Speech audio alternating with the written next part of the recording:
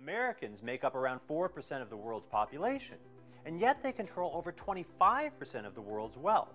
If that wealth were shared evenly across the globe, couldn't we solve the problem of global poverty overnight? The answer, unfortunately, is no. Sharing one's wealth with those who have less is admirable, and it often helps to relieve immediate suffering. But just sharing existing wealth will never be enough to lift billions of people out of poverty in a sustainable way. To understand why, we need to look at history. This chart shows how world GDP per capita has changed from the earliest recorded history until today.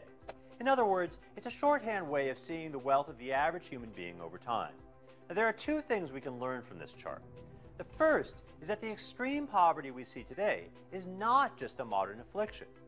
For the vast majority of people throughout most of human history, extreme poverty has been all they've ever known, and all their children would ever know. The second thing is that starting around 1800, that suddenly began to change. We're living longer, healthier lives and seeing fewer of our children die.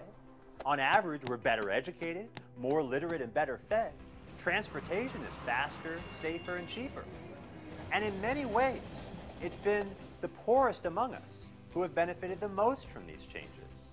What's made life so remarkably better for the poor wasn't welfare or charity.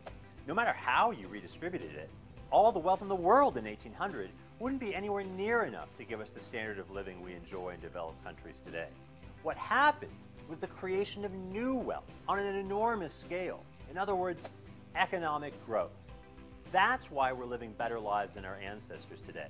And that's why the number of people living in absolute poverty has plummeted, not just in the last 200 years, but in the last 20. In a way, economic growth has been history's most successful anti-poverty program. But not all countries have experienced this amazing level of growth, which is why many people are still trapped in poverty today.